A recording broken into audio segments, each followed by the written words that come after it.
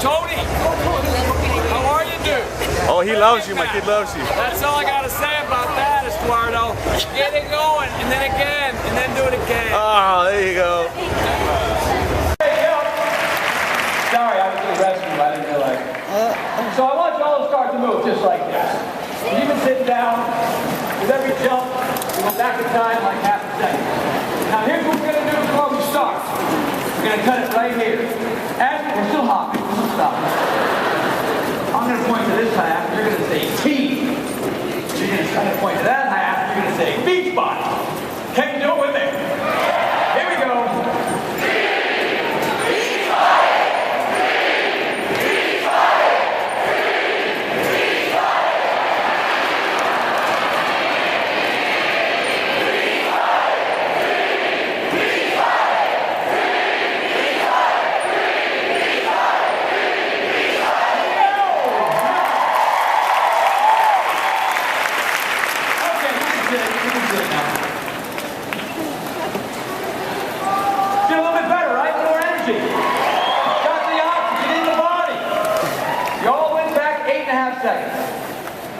Well, that'll look good on your resume.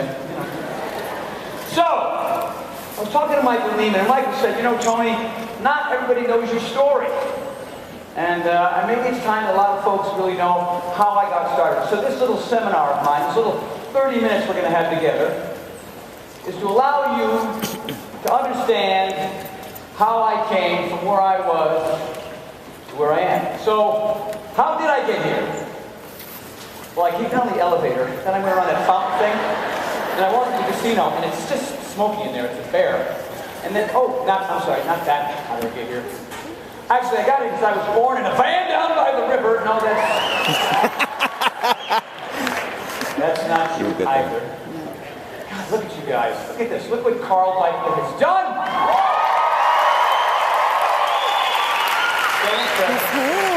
So, the story goes like this. You know, I was an Army brat. So my dad, my mom, and myself, we moved 7 times before 5th grade. And I settled in a place called Trumbull, Connecticut. And there I managed to hold a C- average.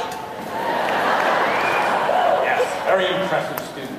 And when I was a little kid, my middle name was Sawyer. But I thought the S stood for scared, because that's how I spent most of my time. I had a bit of a speech impediment as a kid. I used to stutter and stammer. So I was pretty insecure. I was not a great athlete. My father was a great athlete. He was the captain of his football, baseball, and basketball team. And he drove me and he pushed me, and I was pretty bad. I had 2 left feet, and I was just not a great athlete. So in those early days, it was a struggle. But the one thing I did have was a sense of humor. Some of the time. Oh, you know, it's kind of funny. So early on, it was a struggle for me. I barely got through school. I was always picked last for every single team except for dodgeball. What's up with that? There's Horton. Oh, got him! You know, so then I went off to college, and I struggled there as well. But I really got good at drinking beer. Awesome beer drinking was so much fun. And a couple other things that I cannot mention here. Are there children? It is a GP show. So the really neat thing, one of the major transformations for me was not the fact that I was moving physically or eating well, because it was all hot dogs and hamburgers and pizza and beer. I mean, honestly, like a lot of young guys back in the 70s. This is when I grew up. But one semester, my sophomore year, I took a weightlifting class. Now, I played football in high school. Actually, I was more of a tackling dummy during practice than I was an actual player. The score is 104-5. I can go in now. Dad, take a picture. During warm-ups, I would roll around the grass just so I looked like I played, you know. Yeah, it's fair. But in the 60s and 70s, and still to this day, what ends up happening is a lot of coaches have this, you know, kick your butt mentality. They don't have any sympathy for the fact that you're not good enough yet. And so either you're a winner or you're a loser. They put you in 2 categories, and there's no grade, right? But I took this weightlifting class in college, and the instructor was this really cool, funny guy. I looked forward to going and lifting weights. I look forward to doing aerobics. I look forward to having my butt kicked. And I vowed from that day forward that if I'm ever involved with anything that comes to health and fitness, I'm not going to be like those coaches from the 50s and 60s that, you put us in categories of winners and losers. But with this guy, I wish I could remember his name, but it was a very, very powerful semester. I just liked it. So I always looked forward to the class, and I would always go. And in the course of the semester, I was sort of not chubby, but I had kind of a belly and skinny arms, and all of a sudden, good day. I would unbutton the shirt, but I don't want to scare him. As you can tell, the ego's got bigger as well. So then I moved to California in 1980, and I had $400 in my pocket. Can you imagine going from Rhode Island to the University of Rhode Island, and with $400, 2 suitcases in my stereo, couldn't bring my speakers because they were this big back then. Yeah, I'm going to have those shipped, Mom. Thanks. So, I moved into this friend of mine's sister's place. We slept on the floor for the entire summer. I had no money, but I was a trained mime, which really impresses the parents. My dad at the cocktail party, what's your son doing? Well, he just cured cancer. And my other son is the CEO of 4 companies. What's your son doing? Oh, he's doing mime at the pier. It's very impressive.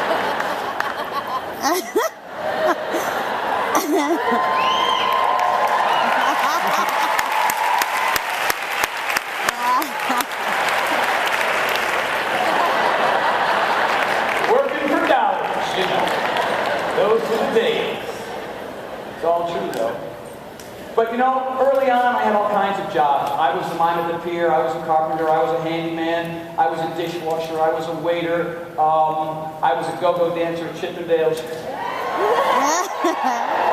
Yeah, the mime. Yeah, great. Yeah, I went out between 1 a.m. and 4 a.m., so you can tell 5 people in the club. Yeah, we got a couple of stragglers and homeless guys. Get in there and dance for them.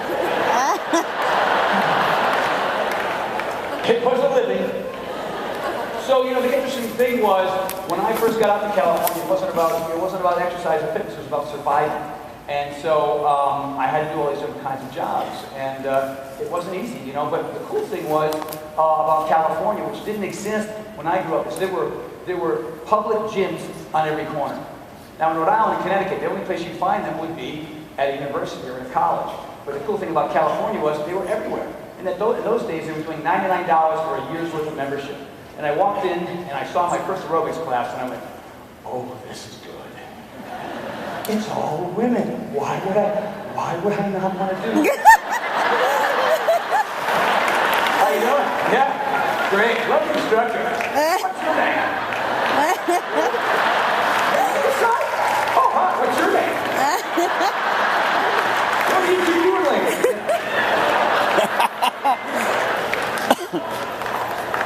Thank you. So I was also an actor. I wanted to be Brad Pitt and Jim Carrey at the same time. So I went to acting classes, and I was in a couple of small movies, and I was in a couple of commercials. But it really wasn't wasn't really happening for me. And then I was training my boss one day, and my boss introduced me to Tom Petty. And Tom Petty called me. I swear to God, hi Tony, it's Tom. No, really, bro. Who's this? It's Tom Petty. Yeah. Hung up on the guy. Ring. Dude. Like my buddy picked up my roommate. Dude, I really think it's Tom Petty. Hello? Hi, I was talking to Harlan. My wife and I are going to go on tour. I'm not in great shape. I got to get off the drugs. And can you help me?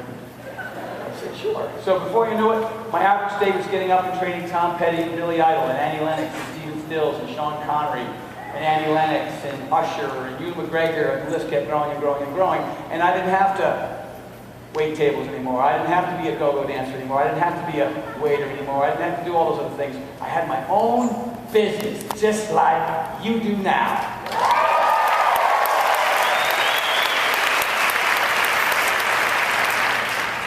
And the really, really cool thing is, maybe you've heard this story or not, but along the way, it was one of those jobs where I had my own apartment, rent control, awesome view of the convalescent home across the alley. You got on the roof of the building, and on your tiptoes, you could see palm trees at the beach. I mean, how much better is it than that, you know? So, and I had a couple of clients that I would train at my house, in my little apartment, you know, and right downstairs for my 2 broken down cars that got broken in about every 3.5 weeks. And then one day, a mutual friend of mine says, you know, there's this guy who's coming into town, and he might start working for us, and you guys have the same sense of humor, and maybe you should meet him. His name is Carl Daikeler. So my friend Ben, our mutual friend Ben, called Carl over, and within the first half an hour, we were both like this. Bro, you're so funny! I know exactly, let's try it! Let's go out. So, we went clubbing, and we went skiing, and we did all kinds of things together. Along the way, he said, you know what? I've been working for this company long enough, and they're not really focusing on the things that I want to focus on. I'm a fitness guy, you know. I did 8-minute abs, so what? You know, I know how to go to the next level. Carl was at 8 or 7. You can't do abs in 6 minutes, I'll tell you that much. It's still a thing, you know. It's a quiz later. That was my time. I got 19 minutes. Not a problem. I got it. So, you know, Carl and I made something early on with Debbie Sievers. Who loves Debbie Sievers? Ladies, if you don't have Slim and 6 yet, go out and get it because it works. Your butt's like, bang, hello. So Debbie and I, we did Great Body Guarantee with Carl. We ran a little low on cash, so at 7 o'clock in the morning, we run to the beach with Bob and shoot some stuff, you know. Let's do it now. And he goes, we can't go inside, there's a lot of money. And we made it, and they made money. And it actually gave us some credibility. Before you know it, Carl said, you know, what's that program that you've been doing? It just takes like 90 days, and I want to base it on this thing on crew called, you know, Power 10. And we kind of sat down, and we figured out what it was, and we developed something called Power 90. Now, when we developed Power 90, we were a team. I mean, we were a couple of guys in the closet. You know, there was no team Beachbody, there was nothing, you know. John was in the broom closet. You know, Carl was where the supplies were. That's where his office was. And we made this Power 90, and everybody in the industry said, what? They did it with that really high tone. Sorry about that. There's dogs like 3 miles per just take them. And we proved everyone wrong. We realized, we knew that there were people in this country who were not afraid of getting off their butt, working out 6 days a week, and figuring out how to eat healthy food. Hello.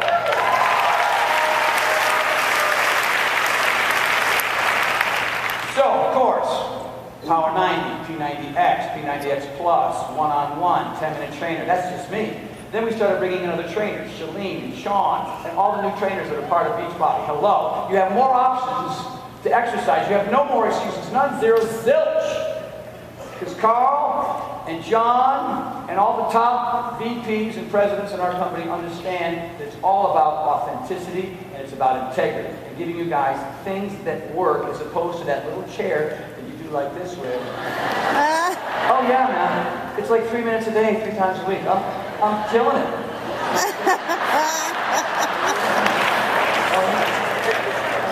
I saw a sweat bead last week, I swear. I put it in a little tin. I still am saving it. I'm waiting for my next one, you know. And I'm on those pills. Those pills are great. I only throw up like 3 times a day. But so, let those pumps make that. We're going to make the real deal. So.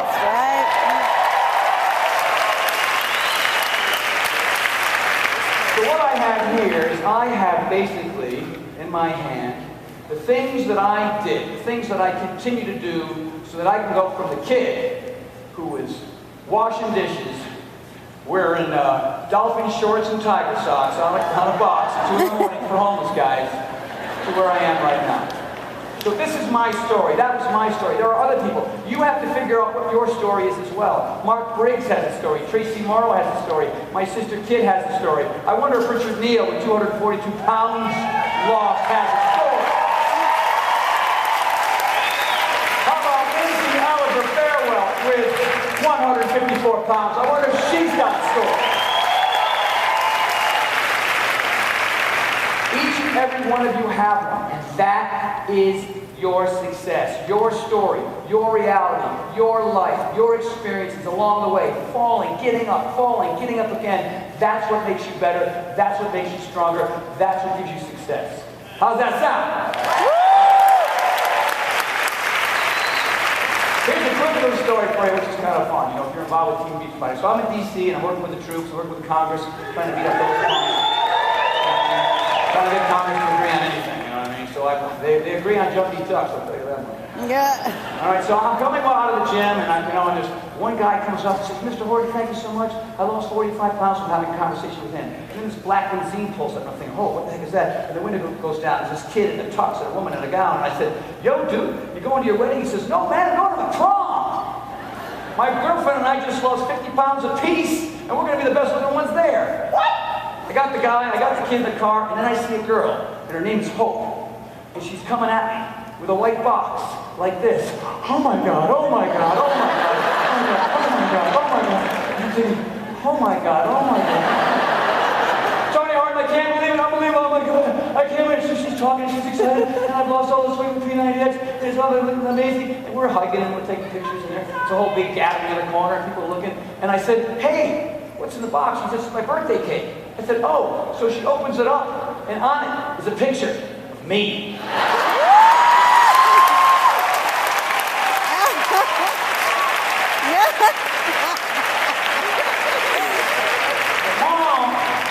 Because her birthday was not only a celebration of his birth, but a celebration of her success. And she's a coach, and she's here. Hope, are you in the room? Give it to me, girl.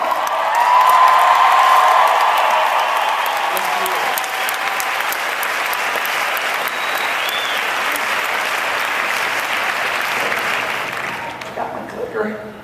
Here we go. Finding the secret formula. It took me 30 plus years to find it. You want to hear it in the next 5 minutes? Okay, here we go. If you want to be successful, you have to have a purpose. You have to have a reason why. It has to be so powerful it knocks you over. This is huge. This is important. Your purpose, your why. What are your goals? Write them down. I don't care how crazy they are. If you put them on paper, if you post them where you can see them, chances are that's your start, and that's what you need to do. That's what I need to do. I had them everywhere. I said, what am I going to do? Do I want to live in a van down by the river? That was on the list. All right? What was on the list is kind of where I am now, because I wrote them down. Number 2, plan. You've got to have a plan. You've got to figure out what you're going to do in advance. It doesn't have to go perfectly. Sometimes you're going to have left turns and right turns. But if you plan it, just like your workouts, chances are you'll do it. All right? Your plan is your who and your when. All right? Who are you going to talk to? And when are you going to do what you need to do to make sure that you get what you want? This is huge. A purpose and a plan, just like the workouts. Another thing, consistency. You now officially work for yourselves. You can't go back to the man, take the card, click, click. All right, nice. This job sucks, this job sucks. Can't wait to get out of here, I don't care. All right, man. And click. Oh, hey, traffic, this is... Get out of my way! You now work for yourselves. Now you're at home. You don't get up at noon. I think I'll go on the internet and see what's going on there. Yeah, maybe I'll do some of that coaching stuff. Oh, crap, I'll do it tomorrow.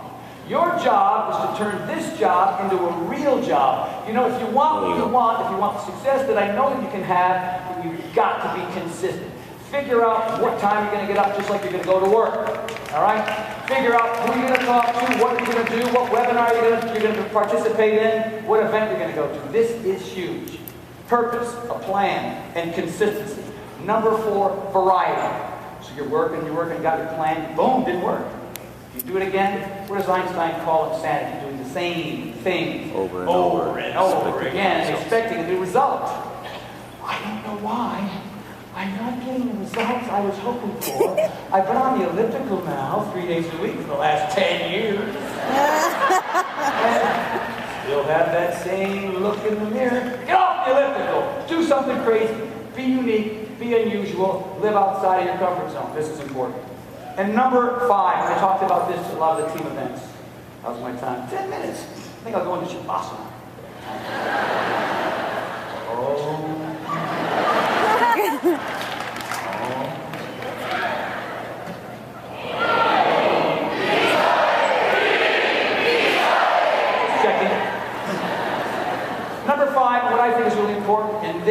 is the core of Beachbody. This is the core of who I am as an adult man who wants to be successful, and that is integrity. You can cut corners. You know, it could all be about, being a Shakeology salesman, all right? Or it could be a lot more than that. Shakeology, come on, hello. Greatest products in the kingdom of man. Not just coaches are using it, professional athletes are using it, actors are using it, people in Congress are using it. I'm at the congressional gym. Hey man, I'm really into that Shakeology right now, so you should be a coach. Well, I can't be because, congressmen want to be, but they can't. They're still drinking their Shakeology. All right? But it's not everything. Your job is to understand your first and number one goal is to help solve the obesity crisis. That's what it's all about. Start with health and fitness first, and then build your pyramid from there. Does that make sense? Last but not least, intention. Intention. You're going to do it with ego, grandstanding, look at me, ha ha, fancy cars, whatever. That boat will crash. Kaboom. You can either do it with your ego, or you can do it with integrity. You decide. There you go. Get out of your comfort zone. The fact that you came here and did all those workouts, some of you did 3 yesterday, whoa, hello, I'm saying you're out of your comfort zone, all right? That's the only reason why I'm as far as I am, because I was a scared little kid with a speech impediment who had 2 left feet, who was picked last for everything except for dodgeball, like I said, and I kept doing things that took me out of my comfort zone, all right? Do scary things that don't kill you, all right? Just go like this.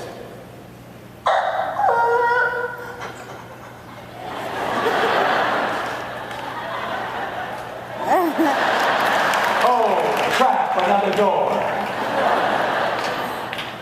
Open, walk through. Open, walk through. You're not going to die. You're just going to get better. You're going to become more successful, and you're going to be happier, and so your family and everybody else around. Enjoy the struggle. Enjoy the struggle. The struggle is key. Don't be attached to the outcome. Trust me. Oh, I'm going to get insanity. I weigh 420. God, I hope I weigh 115 in the end of the night. Crap, that didn't happen. Well, I guess I'm supposed to be big. Keep coming. Jeremy Yost, 1 round, 2 rounds, 3 rounds, 180 pounds. All right? Just keep going. All right. Get out of that comfort zone. Who are your mentors, teachers, and coaches? This is huge. This is huge. You're here this weekend, and you're going to sit in these seminars. You're going to listen to me. You're going to participate in different events. And what's going to happen inside your brain? You're going to know stuff that you didn't know before you got here. So it's all about seeking knowledge and information. What's one phenomenal way to be a better coach so that you have more information not only to help yourself, but the people in your life and everyone else so you can help solve the obesity crisis? I don't know, P90X certification maybe? Who's certified? The certified folks, we're doing a special trip to the moon. I think Justin Bieber and the Who are playing. I don't know. We're working on it. We're working on the pods now to go to the moon. So get certified, come and join us, all right? So for me, when I first started out, I would pick up every book. If you look at my library, it's self-help book after self-help book, and I would go to seminar after seminar. It was everything in those books. It was every seminar perfect. Did everything resonate with me? No. Some of it was crap. But I kept going, and I kept filtering the things that worked and the things that didn't work, and that was important. So, the key here is go to the fit clubs, find gurus, see a film, go to webinars, whatever it takes. Run from the naysayers. Who is that in conflict in the process of this change? Raise your hand. They're punks. Those people are punks. They don't know. They don't know better. It's not their time. So ignore them. And find the doers. You're here right now. Be with them, hang with them, talk to them, listen to them, grow with them, learn from them. All right. I got 40 seconds. I can do it. All right, this is really important. Raise your hand if you've been in a situation where it's a big group and there's things going on, you think, there's information coming at you, but still you have questions that haven't been answered and you were afraid to raise your hand. Raise your hand. Same thing with me. And I did that from first grade all the way through superior college. Oh my God, it's a really important question. There's people in the room, they all look like they're nodding, like they know what's going on. I'm freaking clueless, so I'm just going to sit on my hands and go back to my dorm and go, holy crap, I'm not going to pass this test. All right. Then I stopped caring. And what I ended up doing was, I don't get it. I don't get it. I got a question, I got a question, I got a question. There is no such thing as a dumb question. There is no such thing as a bad question. Just keep asking them over and over again. Don't ask the same ones over and over again. All right?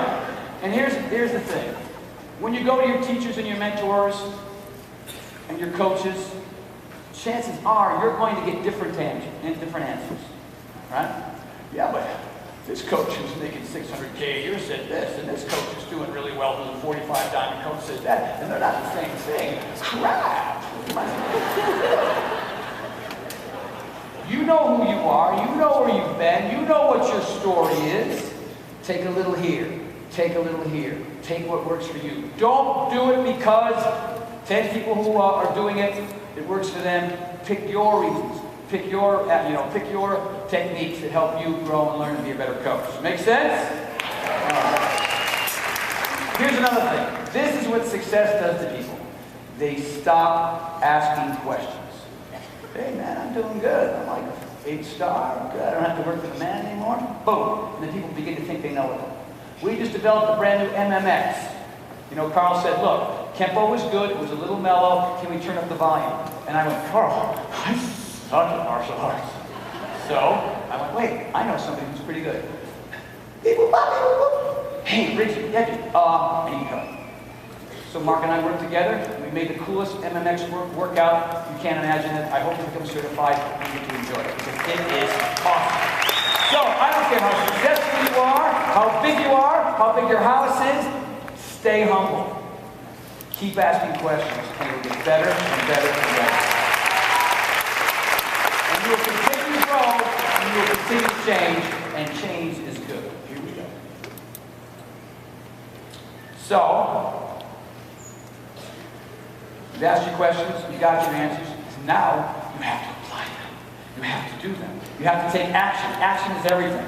All right? There's two kinds of action. There's personal action. The things that you need to do for yourself to get your house in order. You've got to get your ducks in order. It's got to start with food and fitness first. Say it with me. Food and fitness first. Food and fitness first. Again. Food and fitness first. Because when you exercise and eat right, you change the way your brain functions. You have more energy and enthusiasm to go out in the world and make change and figure things out. You sleep better, your cognition is better, your memory is better, you're more enthusiastic, your glass is half full. And when you're overweight, you're overwhelmed, period. Can anybody relate to that? Raise your hand. You can't be a coach 3 years in and still have that same 50 pounds. You're not going to be a successful coach, because when you walk in the room, people look at you and you're trying to show them what coaching is all about, and you look the same as you did 3 years ago. Are they going to believe that it works? No. It's hard. I just cut out sugar 3 months ago. I see a brownie and go, look at you. Oh, what is that? Key lime pie? Whatever. The guy brings in the buns. Take the buns out! Out of the room. I want the salad, vegetables, all right? I want to read something to you that I think is really important. And I'm going to read it because I'll screw it up if I try to remember, all right? Action is behavior. Integral behavior breeds success. Success happens only with action. Boom. All right? Next. Okay. So who here thinks that's funny? Raise your hand.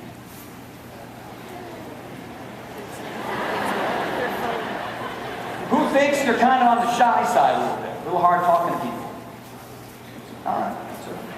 So, if you really want success, here's a couple of basic things. And this is kind of, this is nothing strategic, but you've got to find the fun in this process. Coaching is this really hard thing that you want to figure out, and it's just a pain in your butt. Then it's just, there's no way. There's no way you're going to have the success that I know that you want to have. So I got to tell you one thing. I was a stutterer, and I had speech impediments, and I was a horrible athlete, but I found a way to make people laugh. Now, I'm not asking you to be comedians, but I am asking you to lighten up always so attached to the outcome. It doesn't have to be perfect. Perfectionists fail. Me? I'm clueless half the time. But it turns out pretty good because I keep doing this. That's all you gotta do, man. All you gotta do is your best, Dan. Your best, Dan. All right.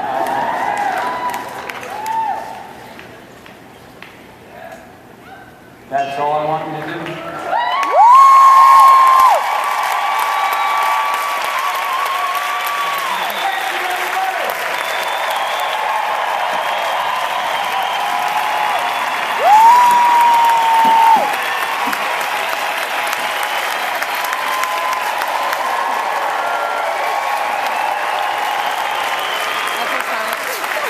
Gang signs. See you tonight.